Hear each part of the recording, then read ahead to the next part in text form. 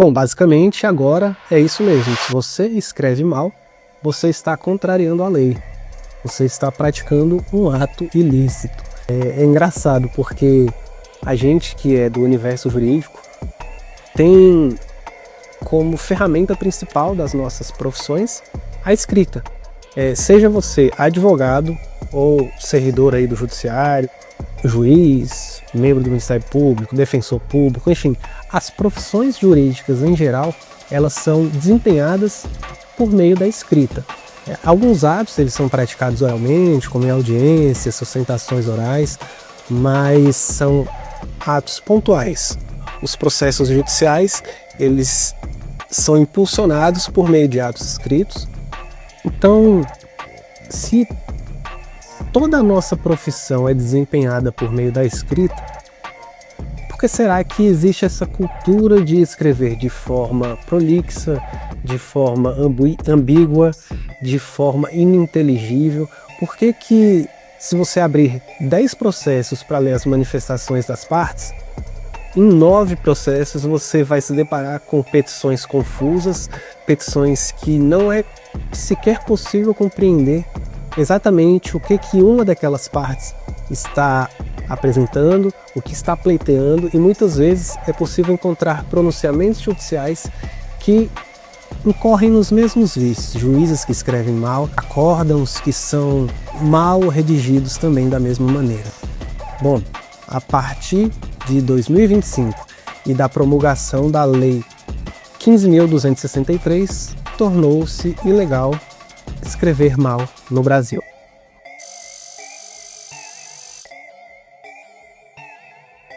Antes da gente prosseguir, eu quero te convidar a deixar um like aqui nesse vídeo, para que ele possa alcançar mais pessoas e esse tema possa gerar algum tipo de debate aqui nos comentários. Meu nome é Bruno, eu sou criador desse perfil, Habeas Vox. Fiz ele pensando em profissionais do direito que não têm preguiça de pensar, porque é muito fácil hoje em dia, em tempos de inteligência artificial, a gente querer delegar toda essa atividade de produção intelectual escrita a ferramentas de inteligência artificial. É só jogar um prompt no chat GPT, ou então subir os arquivos do notebook LM. E a gente fica com essa ideia de que ninguém mais lê processo. É tudo delegado a uma inteligência artificial que faz um resumo e em seguida uma outra inteligência artificial que vai elaborar o ato a ser praticado e assinado por algum profissional aí da área jurídica. Então é um lugar muito comum a gente pensar que hoje em dia esse tipo de assunto ele estaria datado, estaria já ultrapassado, mas não. A implementação da inteligência artificial no meio jurídico tem revelado problemas que serão cada vez mais recorrentes. Profissionais que muitas vezes pedem resumos que são mal feitos pelo computador, que muitas vezes não vai conseguir apresentar aspectos fáticos relevantes que deveriam ser detalhados e trabalhados dentro do processo, e que muitas vezes vai gerar atos escritos defeituosos, viciados, que muitas vezes acabam gerando repercussões muito negativas para o profissional da advocacia, que subscreve esses atos inadvertidamente, e para o seu cliente, que tem uma representação deficiente ali dentro daquele processo. Então, é importante a gente ter em mente que o domínio da habilidade escrita, ele ainda se mostra essencial para o exercício de qualquer profissão jurídica em alto nível.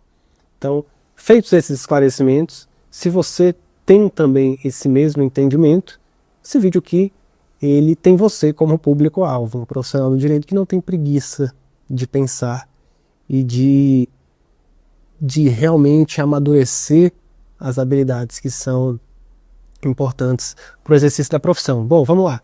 Lei 15.263 foi promulgada em 14 de novembro de 2025. Ela institui a Política Nacional de Linguagem Simples nos órgãos e entidades da administração pública direta e indireta de todos os poderes da União, dos estados, do DF e dos municípios. Então fica claro já de plano que não é um ato que se dirige apenas ao executivo, ou apenas ao legislativo, não, é a todos os poderes.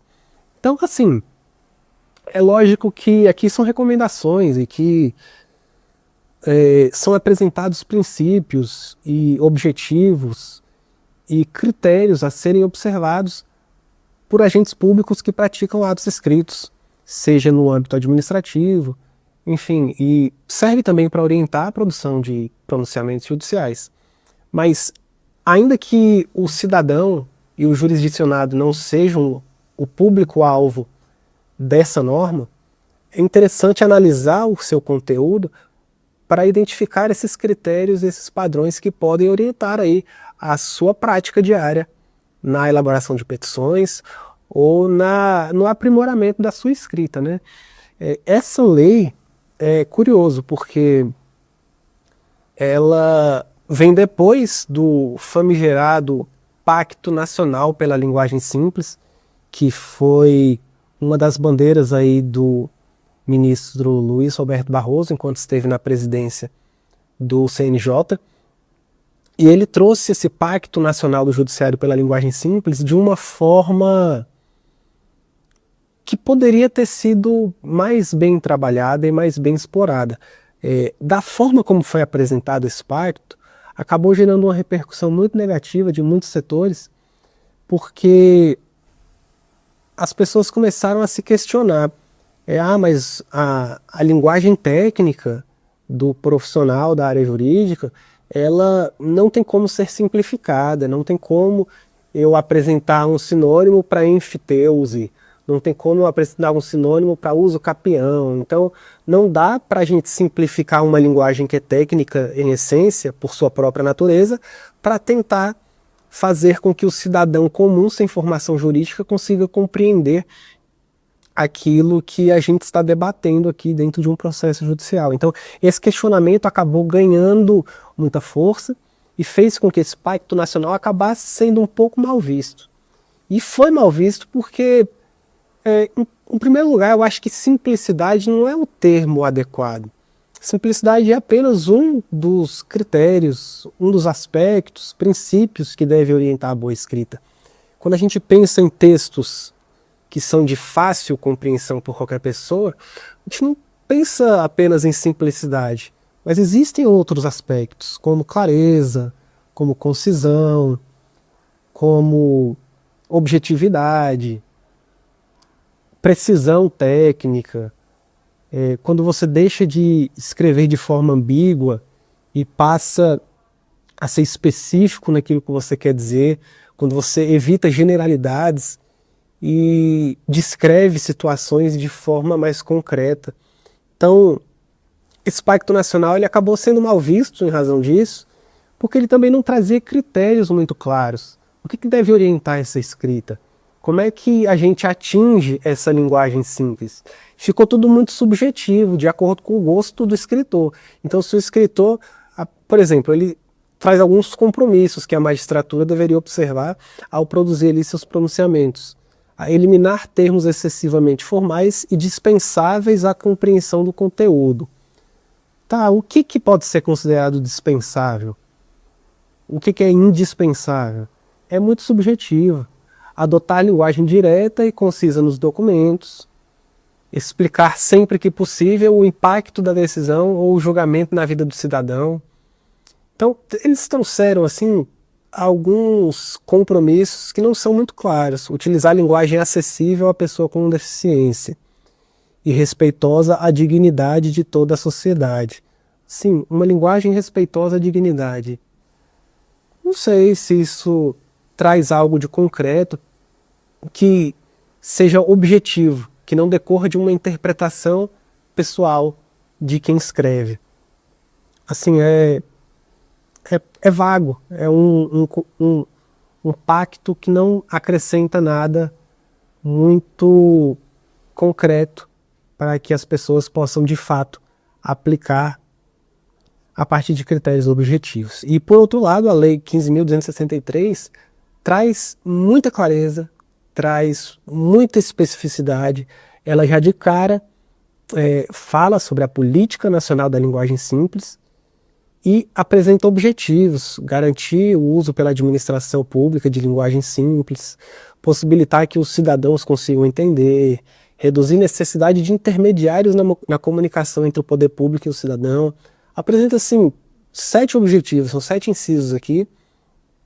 Traz os princípios da política nacional de linguagem simples, que são muito interessantes: foco no cidadão, transparência, facilitação de acesso e de participação dos cidadãos, facilitação entre o poder da comunicação entre o poder público e o cidadão.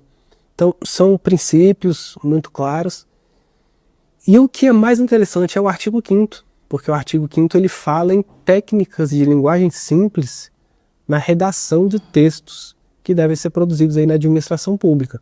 Então, fala-se em redação de frases na ordem direta, fala-se na redação de frases curtas, fala-se no desenvolvimento de uma única ideia por parágrafo, usar palavras comuns que sejam de fácil compreensão, usar sinônimos de termos técnicos e de jargões ou explicá-los no próprio texto, evitar palavras estrangeiras que não sejam de uso comum, não usar termos pejorativos, redigir o nome completo sempre antes de usar siglas, organizar o texto de forma esquemática, quando possível, com listas, tabelas e recursos gráficos, organizar o texto para que as informações mais importantes apareçam em primeiro lugar. Então, assim, são 18 incisos que trazem orientações muito concretas para que o sujeito que vai sentar para escrever observe e aplique na prática. Não fica ali restrita a interpretações subjetivas. Assim, eu te convido a fazer a leitura dessa lei, principalmente do artigo 5º. Ainda que você não seja aí um agente público, mas essas orientações aqui, elas se aplicam a todo mundo. E é muito interessante. Muitas vezes você pode até pedir para uma inteligência artificial gerar um texto para você, mas a depender do texto que ela gerar, pode ser que esses critérios aqui não sejam atendidos. E esses critérios aqui têm um único objetivo: fazer com que o leitor, seja ele quem for, compreenda com facilidade aquilo que você transmite por meio do seu texto. Não é preciosismo, não é uma lei que quer dizer como eu devo escrever. Não, isso aqui é para você conseguir escrever um texto que atenda o objetivo final, que é fazer com que o leitor desse texto tenha uma compreensão mais clara, mais rápida e mais precisa daquilo que você gostaria de dizer, porque entre a escrita e a leitura existe uma distância muito grande. Muitas vezes o escritor pretende dizer algo que o leitor não é capaz de compreender, porque existe um ruído no meio, e esse ruído, muitas vezes, ele decorre das escolhas que o escritor fez no momento em que escreveu o texto. Quando a gente pensa em poder judiciário, poucas pessoas se atentam a esse aspecto. Às vezes você vai escrever uma petição inicial hoje, janeiro de 2026. Ela vai ser lida quando o juiz for sentenciar esse caso em dezembro de 2026, 11 meses depois. Aí você vai precisar recorrer e vai escrever uma apelação. E ao escrever a sua apelação, ela vai ser apresentada ao tribunal. Quando o tribunal for julgar essa apelação, ele vai voltar aqui a sua petição inicial em março de 2028, por exemplo. Então, o texto que você escreve hoje, pode ser que ele venha a ser lido daqui a 2 anos, daqui a 3 anos, daqui a 4 anos. É possível que dezenas de indivíduos diferentes, seja um servidor público técnico judiciário, seja um servidor analista judiciário, seja um juiz, seja um desembargador, seja um ministro, seja um advogado da parte contrária, seja um estagiário desse advogado, seja a própria parte contrária. Então, uma infinidade de sujeitos poderão colocar os olhos naquele texto ali. E cada um deles vai fazer a sua própria interpretação, que muitas vezes está sujeita às subjetividades pessoais. Então, saber escrever de forma que não permita ao leitor fazer interpretações diversas é uma responsabilidade que recai sobre o escritor. E essa responsabilidade, ela precisa ser assumida por quem escreve. Você pode até delegar, pretender delegar essa atividade para uma inteligência artificial, mas se você não tiver a capacidade de avaliar, aperfeiçoar e aprimorar aquilo que a inteligência artificial te entrega, você provavelmente vai acabar incorrendo nos mesmos erros.